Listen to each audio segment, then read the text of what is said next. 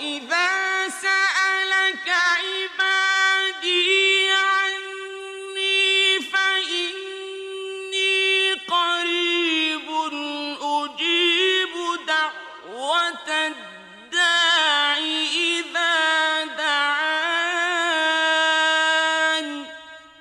اللہ کے بندے ہو، اللہ سے مانگو۔ وَقَالَ رَبُّكُمُ ادْعُونِي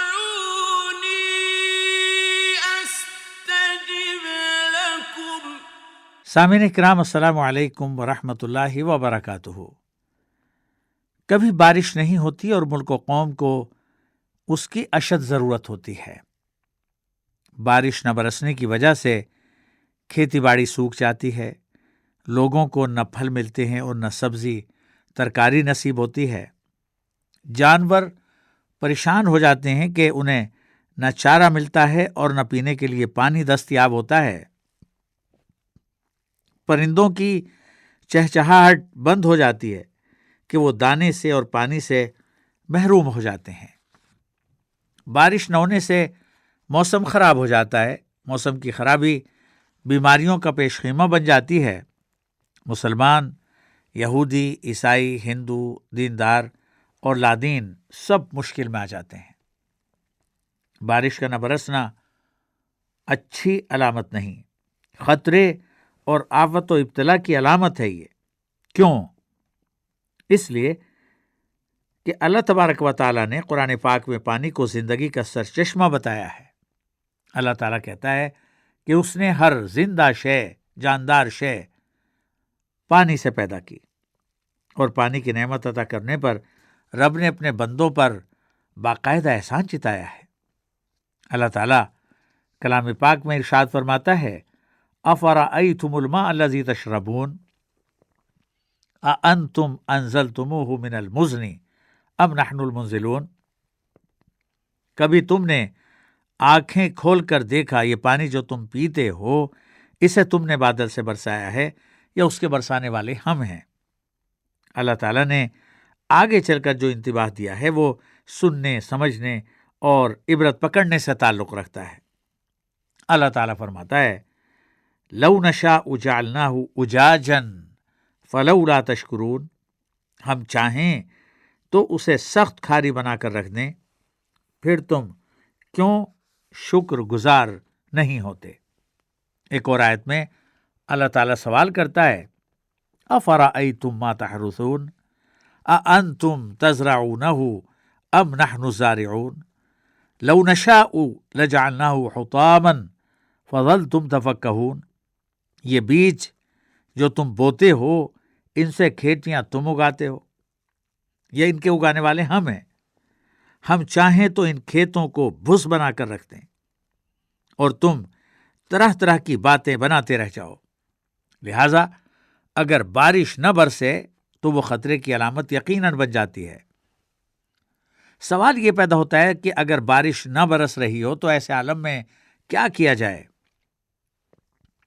پیغمبر اسلام محمد مصطفیٰ صلی اللہ علیہ وسلم نے ایسی صورتحال پیش آنے پر ہمیں کیا کرنے اور کیا نہ کرنے کی ہدایت کی ہے، وہ بڑا اہم ہے۔ سامعین و سامعات، اللہ تبارک و تعالیٰ نے محمد بن عبداللہ صلی اللہ علیہ وسلم کو جہانوں کے لیے رحمت بنا کر بھیجا۔ وہ رحمت للعالمین کے طور پر مبعوث ہوئے۔ انہوں نے ہمیں بارش کے لیے دعا کا حکم دیا۔ انہوں نے بارش کے لیے دعا کی نماز پڑھ کر ہمیں حسین نمونہ دیا۔ آپ صلی اللہ علیہ وسلم بارش کی دعا کیا کرتے تھے؟ کیا دعا کیا کرتے تھے؟ اس سوال کا جواب رسول اللہ صلی اللہ علیہ وسلم کے ایک دوست حضرت جابر رضی اللہ تعالیٰ عنہ یہ کہہ کر دیتے ہیں، رأیت رسول اللہ صلی اللہ علیہ وسلم یواکئ فقال اللہم اسقنا غیثا مغیثا مریئا مریعا نافعا غیر ضار عاجلا غیر آجل۔ حضرت جابر رضی اللہ تعالیٰ عنہ روایت کرتے ہیں کہ میں نے رسول اللہ صلی اللہ علیہ وسلم کو ایک دفعہ ہاتھ اٹھائے بارش کے لیے اس طرح دعا کرتے ہوئے دیکھا۔ آپ بارگاہ خداوندی میں عرض کر رہے تھے، اللہم اسقنا غیثا مغیثا، اے اللہ ہم پر ایسی بھرپور بارش نازل فرما جو زمین کے لیے موافق ہو، سازگار ہو، کھیتوں میں سرسبزی و شادابی لائے، اس سے نفع ہی نفع ہو، نقصان بالکل نہ ہو۔ اے اللہ جلدی نازل فرما، دیر نہ ہو۔ صحابی رسول حضرت جابر رضی اللہ تعالیٰ عنہ فرماتے ہیں کہ رسول اللہ صلی اللہ علیہ وسلم کے دعا کرتے کرتے ہی آسمان پر گھٹا چھا گئی اور بھرپور بارش نازل ہوئی۔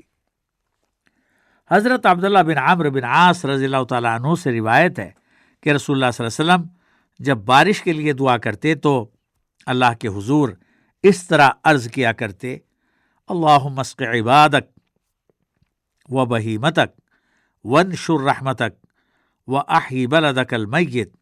اے اللہ اپنے بندوں اور اپنے پیدا کیے ہوئے بے زبان چوپائیوں اور جانوروں کو سیراب فرما، اپنی رحمت بھیج، اور تیری جو بستیاں بارش نہ ہونے کی وجہ سے مردہ ہو گئی ہیں بارش نازل فرما کر ان میں جان ڈال دے۔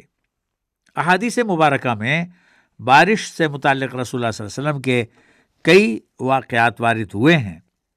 ان میں سے ایک واقعے کا لب لباب یہ ہے کہ آپ صلی اللہ علیہ وسلم ایک بار مسجد نبوی شریف میں جمعہ کا خطبہ دے رہے تھے۔ اچانک ایک بادیہ نشین کھڑا ہوا اور اس نے رسول اللہ صلی اللہ علیہ وسلم کو خشک سالی اور بارش نہ برسنے سے پیدا ہونے والی صورتحال سے مؤثر انداز میں مطلع کر کے بارش کے لیے دعا کی درخواست کی۔ آپ صلی اللہ علیہ وسلم نے دعا کی اور فوراً ہی بارش ہونے لگی، بارش کی جھڑی لگ گئی۔ اگلے جمعہ کو اسی بدو نے بارش کی کثرت کا شکوہ کیا اور بارش روکنے کی دعا کی درخواست رسول اللہ صلی اللہ علیہ وسلم کے حضور پیش کی۔ پیغمبر اسلام محمد مصطفیٰ صلی اللہ علیہ وسلم نے بارش روکنے کی دعا کی اور وہ فوراً تھم گئی۔ رسول اللہ صلی اللہ علیہ وسلم کے بارے میں آتا ہے کہ جب بارش نہ ہوتی تو آپ صلاۃ الاستسقاء کا اہتمام کیا کرتے تھے۔ صلاۃ الاستسقاء کیا ہے؟ صلاۃ عربی زبان میں نماز کے لیے بولا جاتا ہے، جبکہ استسقاء کے معنی پانی طلب کرنے کے آتے ہیں۔ صلاۃ الاستسقاء کے معنی ہوئے بارش طلب کرنے کی دعا۔ بارش کی دعا کے لیے پڑھی جانے والی نماز کو صلاۃ الاستسقاء کہتے ہیں۔ اس کے لیے بڑے خشوع اور خضوع کے ساتھ 2 رکعتیں پڑھی جاتی ہیں، پھر قبلہ رخ ہو کر دعا مانگی جاتی ہے۔ اس نماز کے لیے اذان اور اقامت کی قید نہیں، اور یہ نماز سنت ہے۔ آپ صلی اللہ علیہ وسلم نے مشرکین کے لیے بھی بارش کی دعا مانگی۔ عام طور پر اس نماز کو کھلے میدان میں امام کے ساتھ پڑھا جاتا ہے۔ اس میں بچے، خواتین، بوڑھے سب شریک ہوتے ہیں۔ اس نماز میں غیر مسلم بھی شریک ہو سکتے ہیں، مگر شرط یہ ہے کہ وہ ناقوس وغیرہ بجانے کے مجاز نہ ہوں۔ سامعین و سامعات، بادل گرجنا اور بجلی کا چمکنا اللہ تعالیٰ کے جلال کا مظہر ہے۔ بارش رحمت کی بھی علامت ہوتی ہے اور آفت کی نشانی بھی۔ اگر بادل گرجنے لگیں اور بجلی چمکنے لگے تو اللہ تعالیٰ کے سچے بندے پوری عاجزی کے ساتھ اللہ تعالیٰ سے رحم و کرم اور عافیت کی دعا کرتے ہیں۔ رسول اللہ صلی اللہ علیہ وسلم نے ہمیں یہی تعلیم دی ہے۔ آپ صلی اللہ علیہ وسلم کا اسوہ حسنہ بھی یہی رہا ہے۔ سامعین و سامعات، ابن عمر رضی اللہ تعالیٰ عنہ روایت کرتے ہیں کہ رسول اللہ صلی اللہ علیہ وسلم جب بادلوں کی گرج اور بجلیوں کی کڑک سنتے تو اللہ تعالیٰ سے دعا کیا کرتے۔ آپ صلی اللہ علیہ وسلم فرماتے: اللہم لا تقتلنا بغضبک ولا تہلکنا بعذابک وعافنا قبل ذلک۔ اے اللہ، ہمیں اپنے غضب سے ختم نہ کر اور اپنے عذاب سے ہمیں ہلاک نہ کر، اور ہمیں اس سے پہلے عافیت دے دے۔ سامعین و سامعات، تیز و تند ہوائیں اور آندھیاں کبھی عذاب بن کر آتی ہیں اور کبھی رحمت الہی یعنی بارش کا مقدمہ بن کر۔ اسی لیے خدا شناس اور خدا پرست بندوں کو یہ کہا گیا ہے کہ جب اس طرح کی ہوائیں چلیں تو وہ جلال خداوندی کے خطرے کو محسوس کرتے ہوئے دعا کریں کہ یہ ہوائیں شر اور ہلاکت کا ذریعہ نہ بنیں بلکہ رحمت کا وسیلہ بنیں۔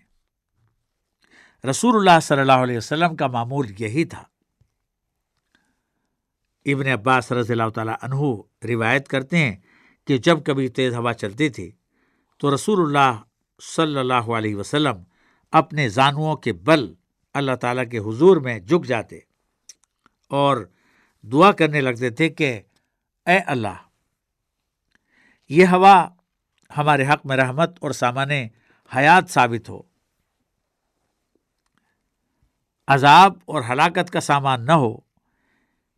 یہ وہ نہ ہو جس کو قرآن کریم نے ریح کہا ہے، وہ ہوا جس کو قرآن کریم نے ریاح کہا ہے۔ سامعین و سامعات، ریح میں اور ریاح میں تھوڑا سا فرق ہے۔ قرآن مجید کی بعض آیتوں میں اس ہوا کو جو کسی قوم کو ہلاک کرنے کے لیے اللہ تعالیٰ کی طرف سے بھیجی گئی ریح کے لفظ سے تعبیر کیا گیا، اور بعض دوسری آیتوں میں ان ہواؤں کے لیے جو رحمت بن کر آتی ہیں ریاح کا لفظ استعمال کیا گیا ہے۔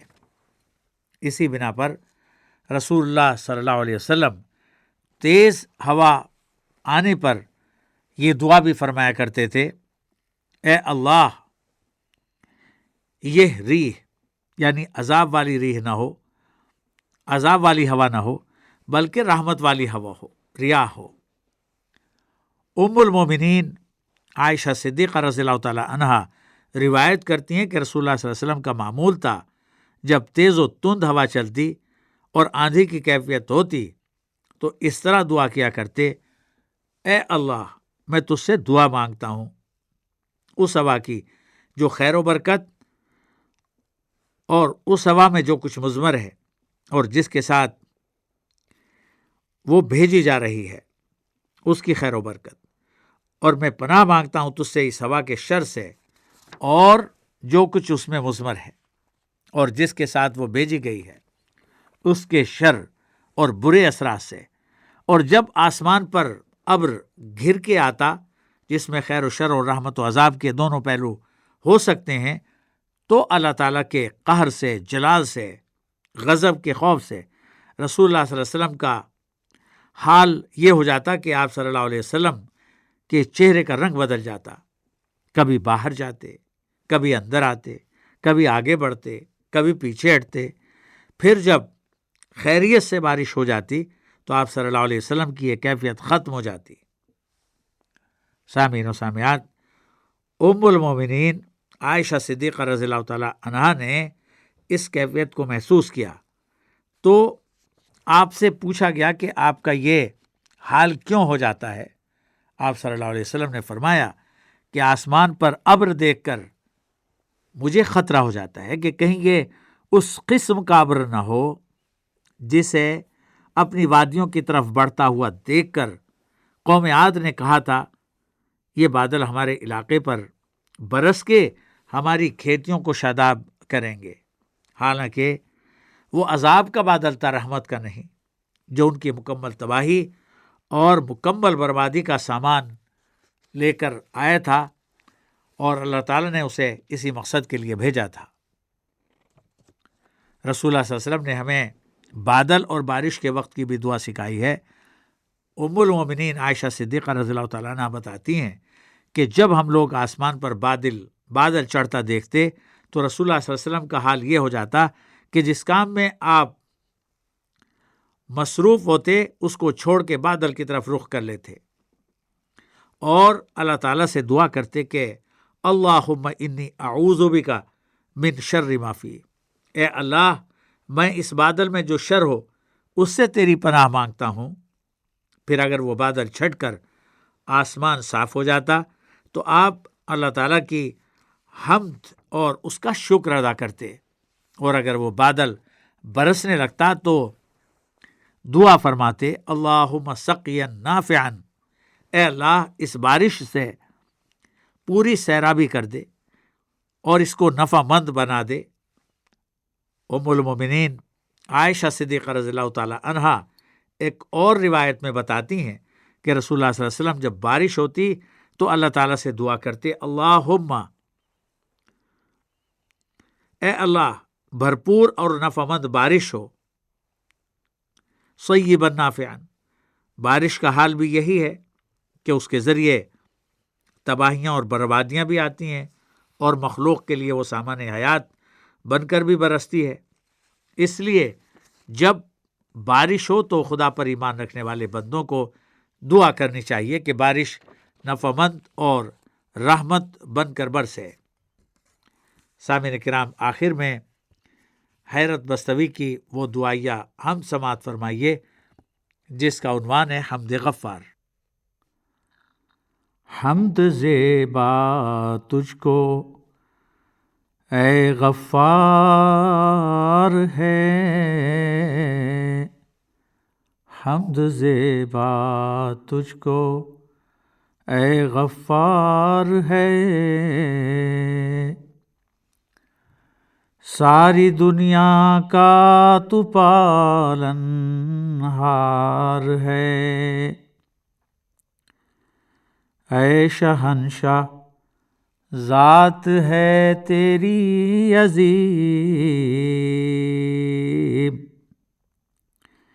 یہ بھی سچ ہے تو ہے رحمان و رحیم، حمد زیبا تجھ کو اے غفار ہے، ساری دنیا کا تو پالن ہار ہے، اے شہنشاہ ذات تیری ہے عظیم، یہ بھی سچ ہے تو ہے رحمان و رحیم، قابل تعظیم ہے تیری رضا، قابل تعظیم ہے تیری رضا، صرف تو ہے مالک روز جزا، ہے تیری سندر عبادت دل نشیں، غیر سے مانگے مدد ممکن نہیں، حمد زیبا تجھ کو اے غفار ہے، ساری دنیا کا تو پالن ہار ہے تیری سندر عبادت دل نشیں، غیر سے مانگیں مدد ممکن نہیں، ان کی سیدھی راہ پر ہم کو چلا، جو تیرے انعام کا لوٹے مزہ، بند کر ان گمراہوں کا واسطہ، بند کر ان گمراہوں کا راستہ، جو چکھے تیرے غضب کا ذائقہ، سن لے حیرت کی دعا، سن لے حیرت کی دعا، سن لے حیرت کی دعا، اے کردگار، ہم کو چومے امن و ایمان کی بہار، سن لے حیرت کی دعا، اے کردگار، ہم کو چومے امن و ایمان کی بہار، حمد زیبا تجھ کو اے غفار ہے، ساری دنیا کا تو پالن ہار ہے تیری سندر عبادت، ہے تیری سندر عبادت دل نشیں، غیر سے مانگیں مدد ممکن نہیں، سن لے حیرت کی دعا اے کردگار، ہم کو چومے امن و ایمان کی بہار۔ سامعین کرام، اسی پر ہماری یہ مجلس تمام ہوتی ہے۔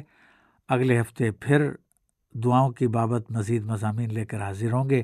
اس وقت تک کے لیے لائق اللہ خان کو پرخلوص تمناؤں کے ساتھ اجازت دیجیے۔ اللہ حافظ۔